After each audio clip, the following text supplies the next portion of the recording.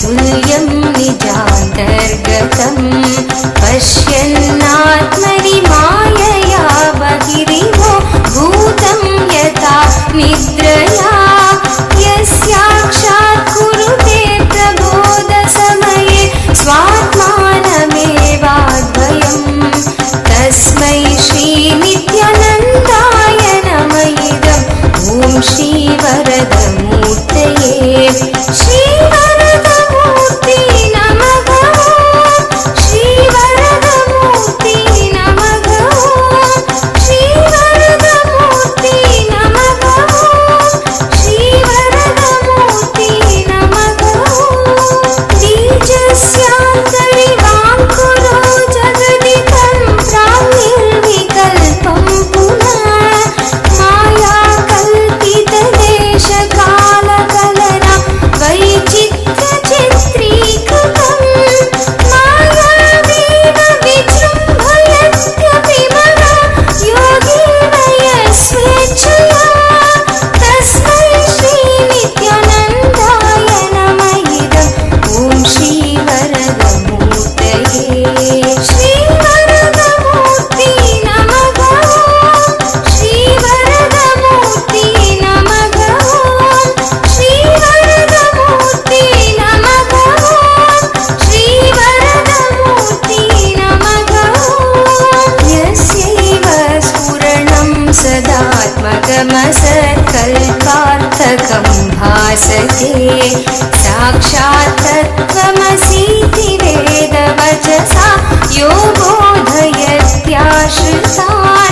यत्याक्षात् करुणात् भवेन्न पुनरावृत्तिर्भवाम्भोनिधौ तस्मै श्रीनित्यानन्दाय नमः इदम् ॐ श्रीवरदमूर्तये श्रीवरदमूर्ति नमः श्रीवरदमूर्ति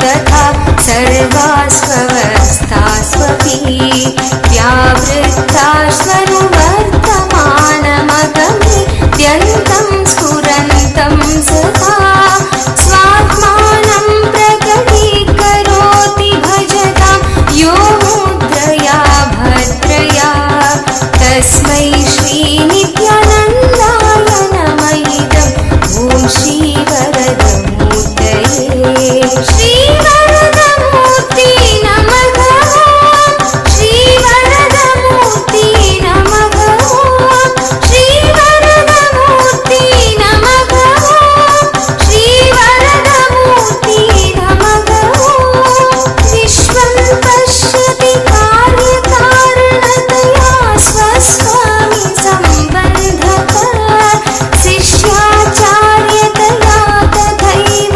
पितृपुत्राद्यात्मना भेदतः स्वप्ने जागृति बाह्येष पुरुषो माया परिभ्रामितः तस्मै श्रीनित्यानन्दाय नमः इदम् ॐ श्रीवरदमूर्तये श्रीवरदमूर्ति नमः श्रीवरदमूर्ति नमः श्रीवरदमूर्ति नमः श्रीवरदमूर्ति नमः भूरं वास्य नलो निलोम्बरमहर्नाथो हिमांशु पुमा नित्या भाति चराचरात्मकमिदं यस्यैव मूर्त्यष्टकम् नान्यात् किञ्चन विद्यते विमृशतां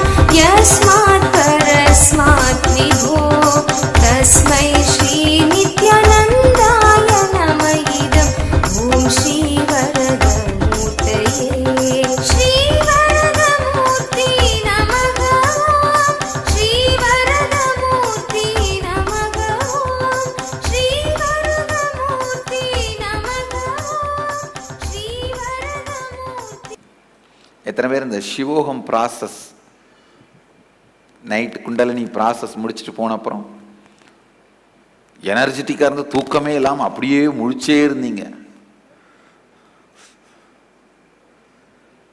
உங்களுக்கு எல்லாம் குண்டலினி சக்தி முழுமையாக விழிச்சிருச்சுன்னு அர்த்தம். குண்டலினி சக்தி விழித்தால் தூக்கமே தேவைப்படாது, டயர்ட்னஸ்ஸே இருக்காது. ஏன்னா நேற்று காலையிலிருந்து உங்களை தூங்க விடாமல் உட்கார வச்சுட்டு இருந்தேன்.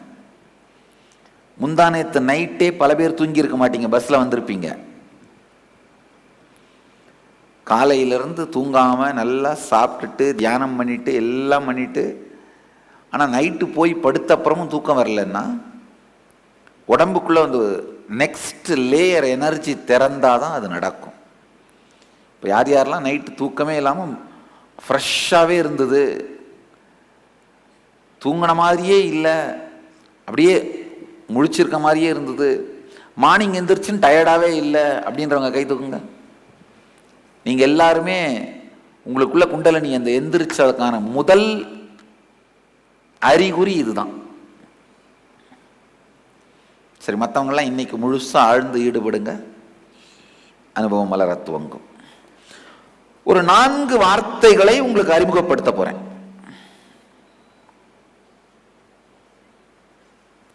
அதில் ஆழமாக புரிஞ்சுக்கோங்க. 4 வார்த்தைகள், அதாவது உங்களையே உங்களுக்கு அறிமுகப்படுத்த போறேன்.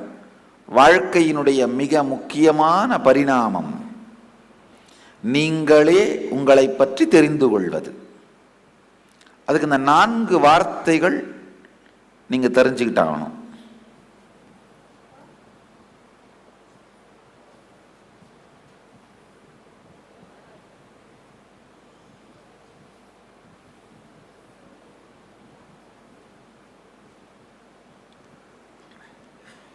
அது என்னன்னு கேட்காதீங்க, நம்ம எல்லாருடைய கார்ட்டூன்.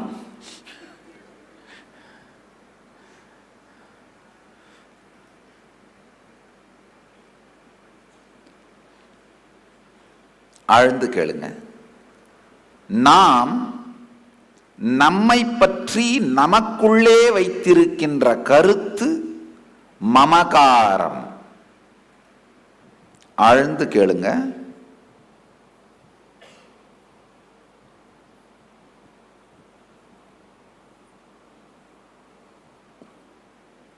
நாம் நம்மை பற்றி நமக்குள்ளே வைத்திருக்கின்ற நம்பிக்கைகள் வெளியில மற்றவங்களுக்கு காட்டுறது கிடையாது, மற்றவங்களுக்கு சொல்றது கிடையாது.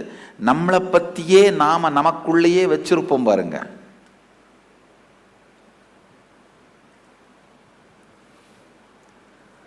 அந்த நம்பிக்கைகள்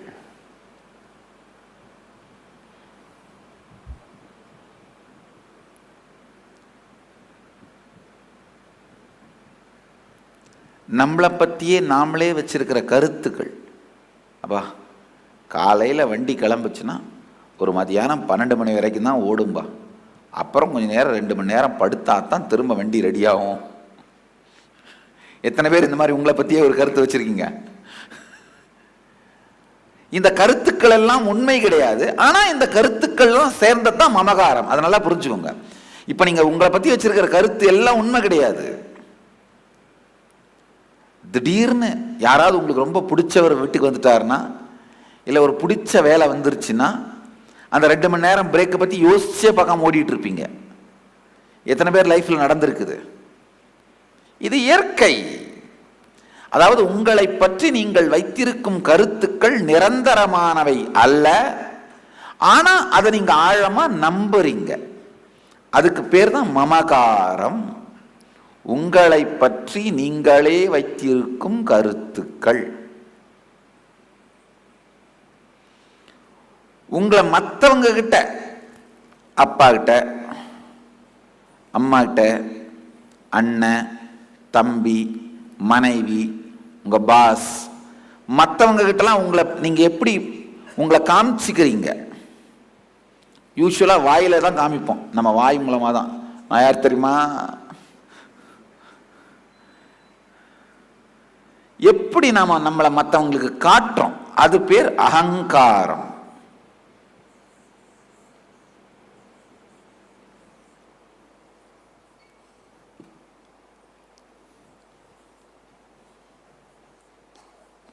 நல்லா ஆழ்ந்து புரிஞ்சுக்குங்க.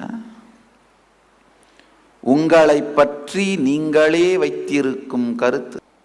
நல்லா ஆழ்ந்து கேளுங்க. உங்களை பற்றி நீங்கள் வைத்திருக்கும் கருத்து மமகாரம். மற்றவர்களிடம் உங்களை காட்டுகின்ற விதம் அகங்காரம். எப்படி நீங்க உங்களை மற்றவங்க கிட்ட ப்ரொஜெக்ட் பண்றீங்க, எதுவா உங்களை நீங்க காட்டுறீங்க, அது அகங்காரம். பொதுவாகவே இது கொஞ்சம் அதிகமாக தான் இருக்கும் இல்லையா? நான் யார் தெரியுமா? இயற்கை. அது ஒன்றும் தப்பு இல்லை. ஆக்சுவலாக இருக்கிறத விட அதிகமாக காட்டுறது தப்பு இல்லை, அந்த அதிகமாகவே இருக்க வச்சுக்கிறது தான் ரைட்டு. நல்லா புரிஞ்சுக்குங்க. இருக்கிறத விட அதிகமாக காட்டுறது தப்பு, இருக்கிற மாதிரியே காட்டுன்னு சொல்றதுக்கு நான் வரல. அதிகமாக காட்டுறது தப்பு இல்லை, அந்த அதிகமாகவே இருக்கிற மாதிரியே மாத்திக்கோங்கன்னு தான் சொல்ல வரேன். ரெண்டுத்துக்கும் பெரிய டிஃபரன்ஸ் இருக்கு. இருக்கிறத விட அதிகமாக காட்டுறது, இருக்கிற மாதிரியே காட்டுன்னு நம்ம யார் பக்கத்தில் வருவாங்க? ஏன்னா நம்ம எல்லாருக்குள்ளேயும் நம்ம அந்த மாதிரி தான் நம்மளை நினைச்சிட்டு இருக்கிறோம். யார் பக்கத்தில் வருவாங்க? அதை சொல்றதுக்கு ஒன்றும் பெரிய அவதார புருஷன் தேவையில்லையே. ஆழ்ந்து புரிஞ்சுங்க. மற்றவங்க உங்களை பத்தி வச்சிருக்கிற கருத்து, அதுக்கு பேர் அந்நியகாரம்.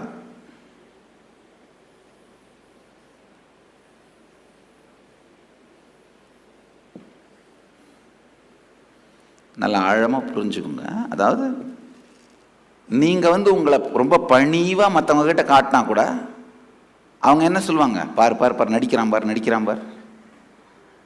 மற்றவங்க உங்களை எப்படி புரிஞ்சுக்கிறாங்களோ அதுக்கு பேர் தான் அந்நியகாரம். மற்றவர்கள் உங்களை பற்றி வைத்திருக்கும் கருத்து, உங்களிடம் அவர்களுக்கு இருக்கும் எதிர்பார்ப்பு, அது பேர் தான் அந்நியகாரம். நல்லா தெரிஞ்சுக்கோங்க. நம்ம உடனே சொல்லுவோம், மற்றவன் நம்மளை பற்றி என்ன நினைக்கிறாங்க, நாம ஏன் சாமி கவலைப்படணும், ஐ டோன்ட் கேர். அப்படிலாம் கவலைப்படாமல் தான் வீட்டில் சோறு இருக்காது. யாரோடு உங்கள் வாழ்க்கை இணைந்திருக்கிறதோ, யாரோடு உங்க வாழ்க்கையில நீங்க கமிட் பண்ணியிருக்கீங்களோ, அவங்க உங்களை பத்தி வச்சிருக்கிற கருத்தை பற்றி நீங்கள் கவலைப்பட்டுத்தான் தீர வேண்டும். அதுக்கு நீங்க தான் பொறுப்பு. நான் பொறுப்புல நீங்க சொல்லிக்கிறதுனால பொறுப்பு இல்லாம போயிட முடியாது. யார் யாராலெல்லாம் உங்க வாழ்க்கையில பலன் இருக்கும், அதாவது மனைவி வேணும், அவங்களால கிடைக்கிற சுகமெல்லாம் வேணும், அவங்க செய்யற சேவையெல்லாம் வேணும், அவங்க ஆனா என்னை பத்தி என்ன நினைக்கிறாங்க கவலைப்பட மாட்டேன் அப்படின்னு சொல்ல முடியாது.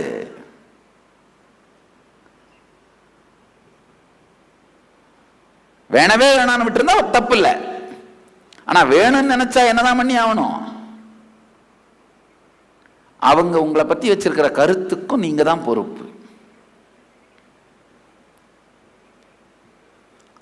மற்றவர்கள் உங்களை பற்றி வைத்திருக்கும் கருத்து அந்நியகாரம். நீங்கள் உலகத்தை பற்றி வைத்திருக்கின்ற கருத்து, நீங்கள் உலகத்தை பற்றி வைத்திருக்கும் கருத்து, அதுக்கு ஸ்வ அந்நியகாரம்னு பேரு.